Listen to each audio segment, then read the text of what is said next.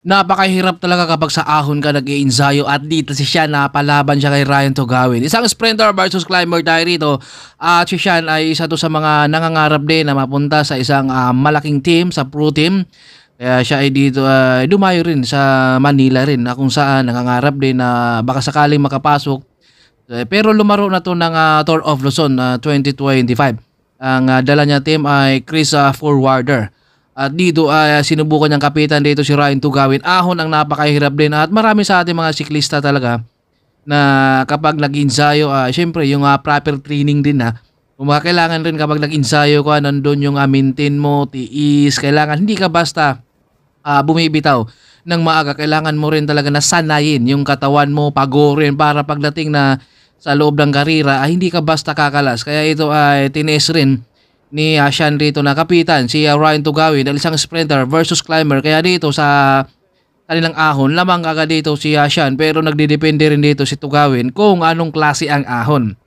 Matulin yung kanilang maintain rito, 33 kps yung maintain la rito, kaya kayang-kaya to ni Sian dahil isang sprinter to. Pero alam naman natin kapag veterano ang kasama mo sa ahon, lalo na kapag ikaw ay medyo baguhan pa sa karera, nandun kasi yung tiis. Kaya alam ng mga veterano kung hanggang saan kaya ng mga baguhan pa. Kaya ito si Sian, mapapalaban siya dito kaya Ryan Tugawin na Bacolod versus Vizcaya. Ito yung magandang ahon nila rito. Kung sino ang unang susuko o susukas sa kanilang ahon rin.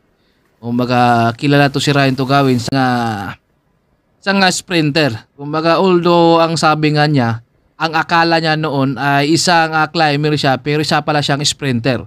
Kaya ito ay napakabigat yung kanilang ahon rito. 30 si Sian dito ay nasa likod. Napapaisip dito si Sian na iba talaga kapag mga pro na. Although pro na to si Sian, pero kapag nasa probinsya ka, wala kang kasama sa pag-ensayo. Kaya syempre meron na talagang tatamarin ka, hindi mo mamimaintain yung speed mo. Ito yung mga gear nila gamit sa ahon, no? Kaya napakabigat talaga. Kaya marami sa ating mga siklista ang gustong sumubok rin talaga na sumasama sa mga pro. Pero kapag wala ka kasing suporta rito sa pagiging siklista mo, napakahirap dahil unang-una napakagastos kapag isa kang siklista, dahil yung mga pisa pa lang, yung jersey, yung pagkain pa lang, hindi ka basta talaga magiging isang siklista kung hindi mo kayang suportahan, lalo na pag wala kang bike rin dahil gulong, mga interior. Kaya swerte tayo na yung iba ay talagang nabigyan, lalong-lalo na yung mga pro team na mayroon na suporta, lalo na sa Team Excellent Noodles. Hindi lang sa Team Excellent Noodles, sa mga ibang team na talagang nakasuporta yung mga boss din nila. Kaya maraming salamat din sa mga nagsusuporta rin dahil napakahirap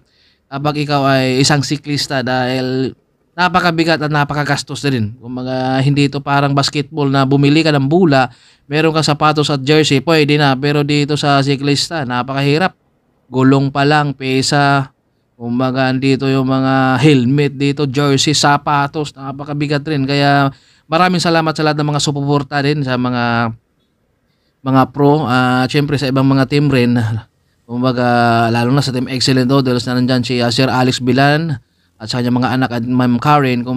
Thank you rin dahil patuloy pa rin siyang gumabay rito at sumuporta sa pro team ng Team Excellent Noodles. At dito siya, no, naramdam niya dito na mahirap talaga kapag ahon rin, no. Although climber yan si Sian, pero yung maintain kasi rito 33 kps, napakabigat yan. Sulit na sulit yan.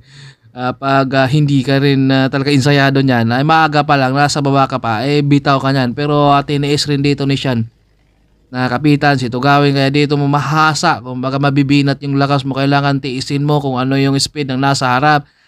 Siyempre, mas persado ang nasa harap yan ay sa likod dahil salo niya ang hangin. Pero dahil veterano to si Ryan Tugawin, kaya niyang utakan to si Sian rito. Naghanap na ng discard ito kung paano niya pakalasin rito. Pero nakikita yung ramdam ni Sian rito sa likod. Alam niya na talaga na pagod na siya, pero kailangan niyang tiisin para sa pangarap niya. Sana makapunta to si Sian ng malaking team, dahil isa to sa mga nangangarap din na makapasok ng pro team dito sa Manila rin. At isang team kambyado. So ito, maangat na si Tugawin dito. para makausad sila dahil hindi biro kapag ikaw ay nag-iensayo rin sa ahon.